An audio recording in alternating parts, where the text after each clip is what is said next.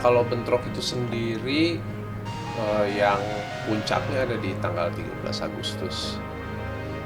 Itu bentrok antara warga dengan pengurus. Pemicunya sih di awal ada IPL itu naik 54% gitu. Dan itu yang membuat kita sebagai warga jadi kesel gitu loh.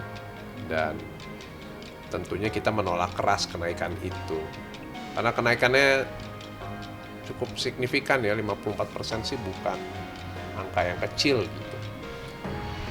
Nah, di saat yang bersamaan tentu menimbulkan pertanyaan warga dan kecurigaan juga gitu. Ini ada apa gitu, tiba-tiba kok bisa naik sampai 54% gitu. Tentunya kan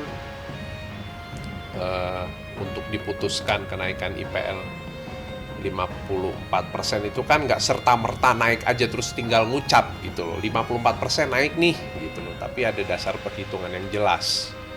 Harus ada bentuk pertanggungjawabannya gitu loh. Dan harus ada sosialisasi yang clear, yang terang benderang kepada semua warga, tentunya seperti itu. Karena itu bukan kenaikan yang sedikit.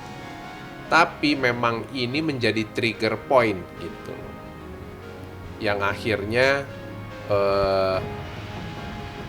warga menolak keras itu. Dan kita semua akhirnya sama-sama berdiskusi ya, sama-sama berembuk gitu loh. Karena kita mencurigai bahwa diduga ada penyalahgunaan dan penyelewengan dana warga. Itu yang juga menjadi masalah utama gitu. Artinya kita berharap bahwa dari jajaran pengurus ini ada itikat baik untuk mau turun, ketemu dengan warga, berdialog ya, kita berkomunikasi dua arah. Ya warga ada apa nih gitu, ada masalah apa, yuk mari kita diskusi urun rembuk bersama gitu. Ya mungkin kita juga bukan kita tuh juga bukan minta solusi harus detik itu ada gitu, atau ya solusinya juga bisa jadi belum tentu ada saat itu juga gitu ya. Semua juga perlu proses, kita juga cukup paham gitu. Tapi setidaknya ada gesture, ada etika di situ, ada adab ya, dan itikat baik gitu loh, untuk mau terbuka menemui warga dan kita berdiskusi. Dan saya rasa sih untuk warga juga kita bisa cukup mengerti ya ketika itu dilakukan gitu. Kita semua cukup peka lah untuk bisa melihat dan men-sense gitu ya itikat baik seseorang. Nah, itu yang tidak terjadi sampai dengan hari ini. Dan itu semakin memperkuat dugaan bahwa memang ada cawe-cawe nih. Gitu loh. Ini memang ada cawe-cawe gitu loh. Memang ada penyalahgunaan dana warga yang dilakukan dan sewenang-wenang dalam menggunakan jabatan. Karena gini, mungkin ini juga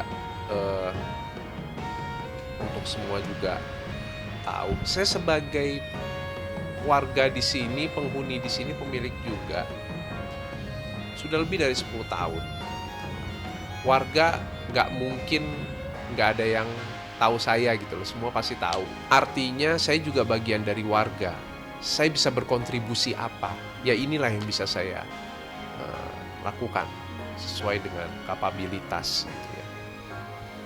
Awalnya juga warga banyak menahan diri gitu. Saya juga lihatnya kasihan sebenarnya gitu. Ruang gerak mereka terbatas gitu.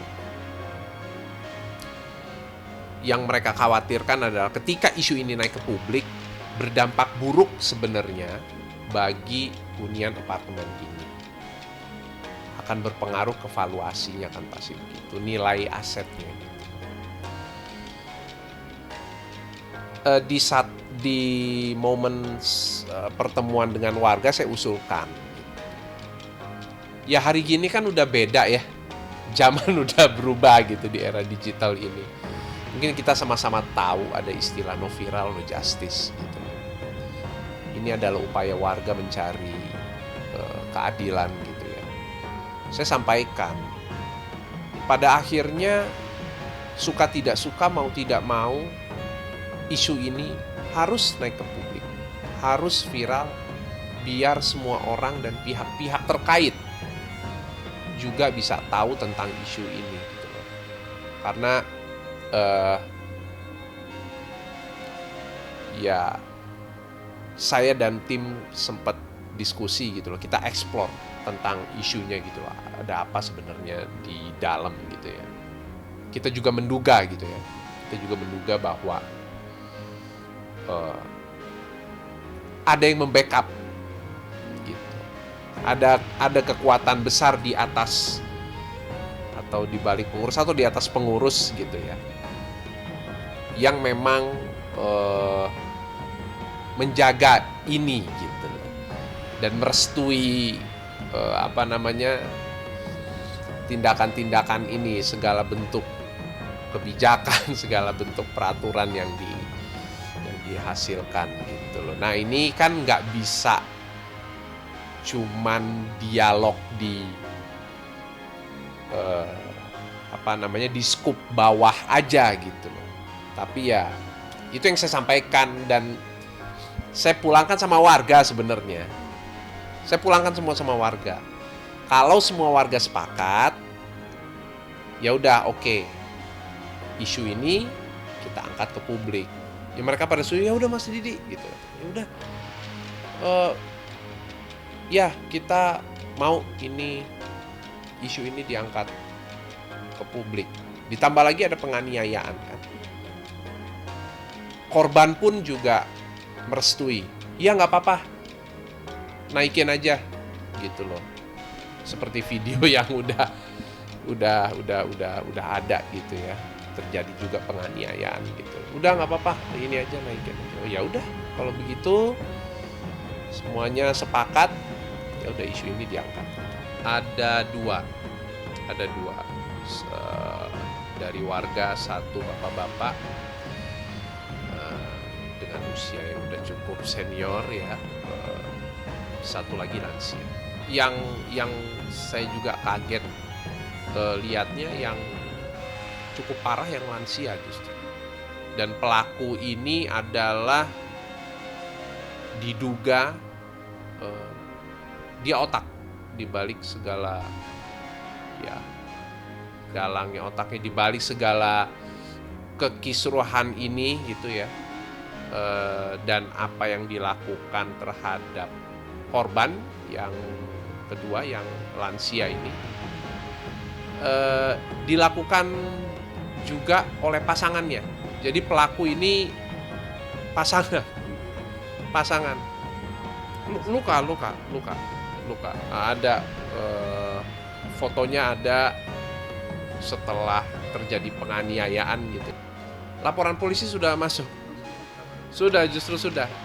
13 Agustus kemarin itu bentrok besar. 13 Agustus mulai dari pagi sampai 14 Agustus subuh. Menjelang pagi berakhir di